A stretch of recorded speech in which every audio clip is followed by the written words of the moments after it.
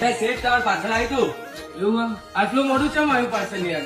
અરે વસ્તુ એવું ભરી છે ને અંદર એવું ખાલી એક ખાઈ કરી દે.